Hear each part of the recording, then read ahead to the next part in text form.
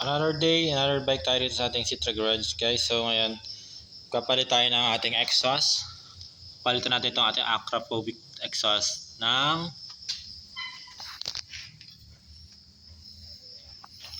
Yoshimura exhaust double outlet. Ayan guys. So tanggalin lang natin siya, then salpak natin to. Then sound check tayo after nun. So ayan guys, sound check tayo ng ating newly installed na Yoshimura exhaust. Ayan.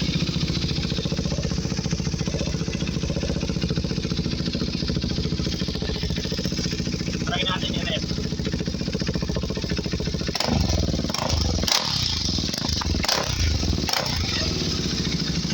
Ayan, napakalutong, basic.